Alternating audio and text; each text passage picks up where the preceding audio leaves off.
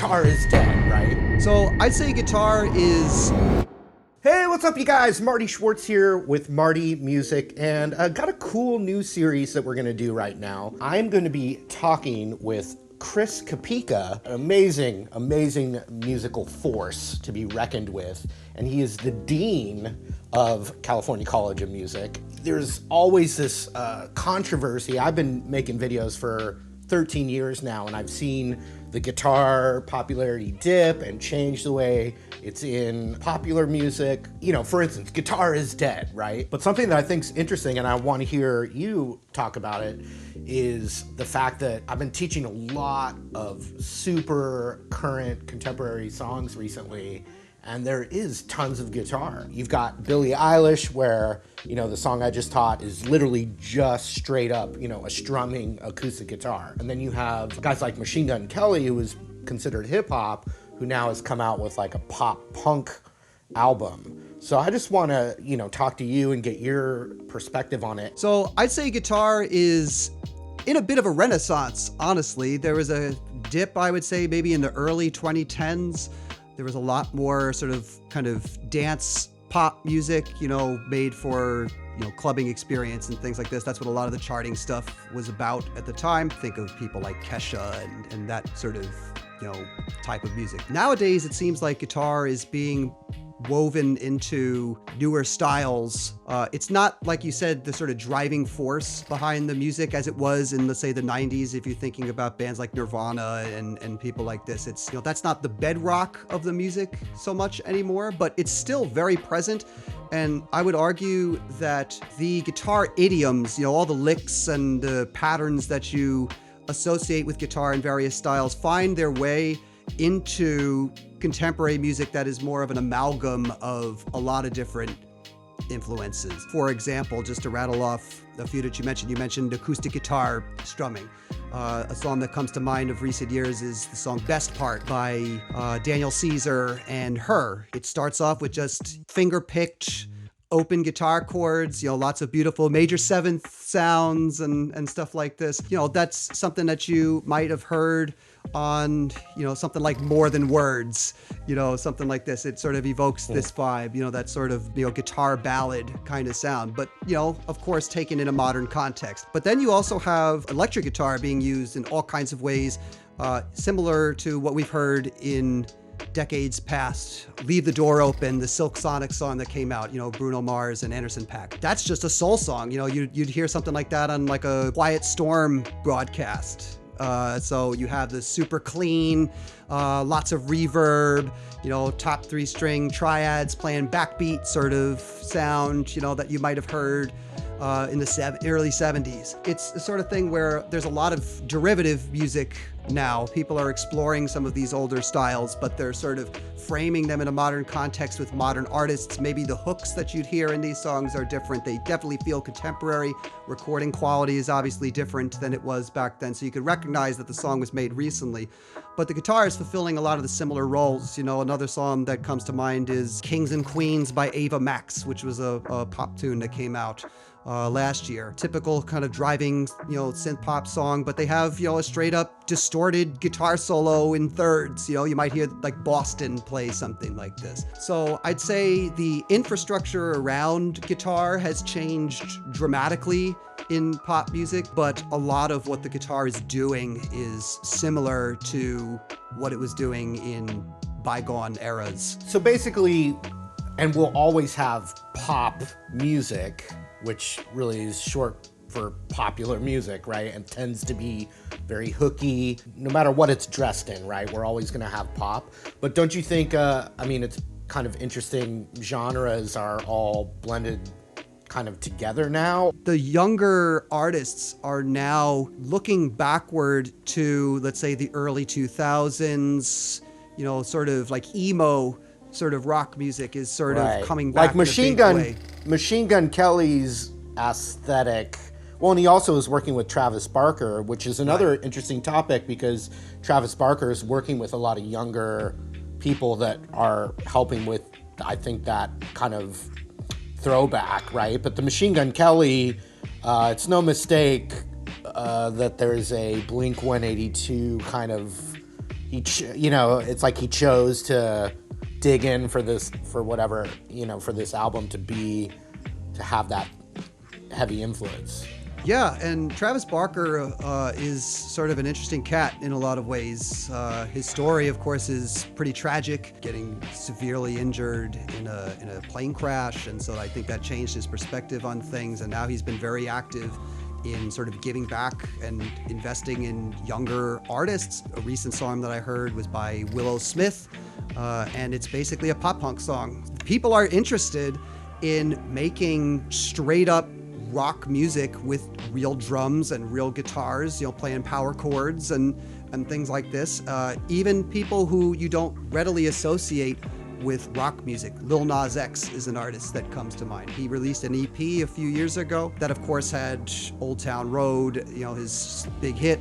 But he also had, some Travis Barker features, that were these pop punk tunes. And for me, that was really surprising to hear. I mean, this is a young guy, early 20s. Surprised me, honestly, with his sort of stylistic range and, the fact that he was even interested in this type of music. I thought it was pretty cool. And so I'd hopefully can put to rest the rock is dead argument. We've had sort of doomsayers predicting the demise of rock for eons now, it seems, but right.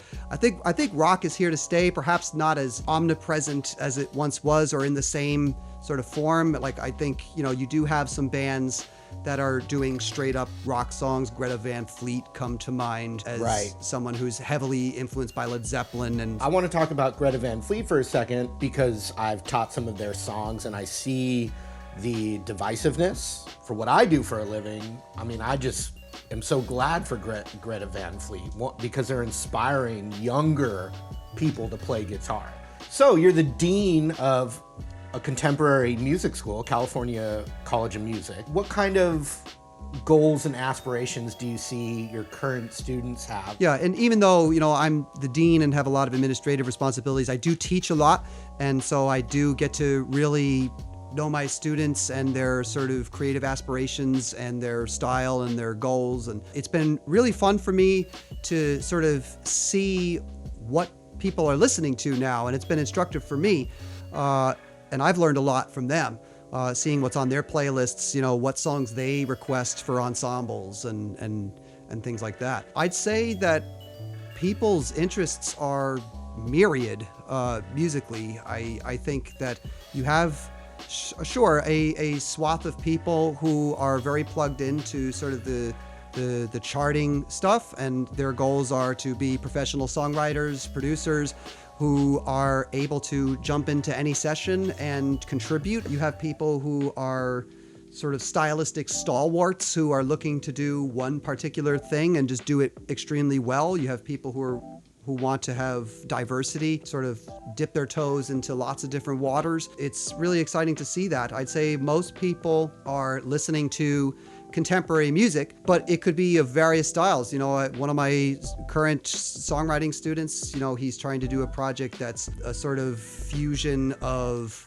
kind of heavy industrial music, but with sort of like emo melody sensibilities, sort of thing. It's maybe like a moody, angsty Nine Inch Nails sort of project, but maybe a little bit more on the sort of grimy kind of spectrum. But then I have people who are trying to write soul ballads that feel like they could have been plucked out of the mid-70s, but of course with modern production and things like this. It really runs the gamut. It's really exciting. It challenges me all the time to keep my chops up so that I can respond to the needs and ambitions of my students. It's been really exciting. Cool post. I'm actually kind of interested in the tones that people use on modern records. A song that comes to mind is this Ariana Grande song, God is a Woman, where it almost sounds like, there's like a kind of chorus on it. There's, a sort of like tremolo sort of effect, like almost like a Leslie speaker kind of effect, yeah. but it's all digital because everybody's recording in the box. But I find it interesting that with access to all of the sound design tools you have nowadays, guitarists, even in modern music, a lot of the times, I mean, of course, there's always exceptions, but a lot of the times people are still gravitating towards sort of the analog sounds, putting chorus on a song like you would in, like, let's say the late 80s, early 90s. I find that pretty interesting that people are still sticking with kind of the sounds that they like and that they know and that are tried and true. Just curious about it. Have you heard any tunes where maybe the tone of the guitar surprised you recently, or something that kind of piqued your interest? It's a great question. The Childish Gambino Redbone. Yes. That's not like a current song, but like when you talk about a combination of different cool things, and then that just signature, I think it's an envelope filter. But yeah, just, things that pop out like that. That one really stood out. All of the things that you could do with modern technology, I'd say you have so many resources now, so many tools to explore. You can make the guitar sound like anything you want. You have all these, young cats who just have access to things like Logic and GarageBand, where they can really mess around, and some people are really doing some exciting things with it. So I'm curious to kind of see what this young generation who's kind of now getting interested in guitar again, what they're about to explore, and any sort of sounds they're going to unlock. So Chris, we've talked about all kinds of, music that guitar is related to, and obviously other topics as well. But you mentioned a band, was it Lemon Twigs? The Lemon Twigs, yeah. Well, we talked about Greta Van Fleet. Are there any other things that are out there that maybe people could dig into that's doing stuff with guitar? Depends on what kind of guitar you like, of course. Tame Impala is doing some interesting things. You have a lot of this sort of pop punk guitar thing coming back. I mentioned a Willow Smith song recently that's got Travis Barker on it. You have all kinds of people who are blending like emo with trap. There's an artist named Aries who has a song called Race Car that you might be into. There's all kinds of sort of interesting combinations or sort of new applications for guitar out there. So plenty of stuff to check out.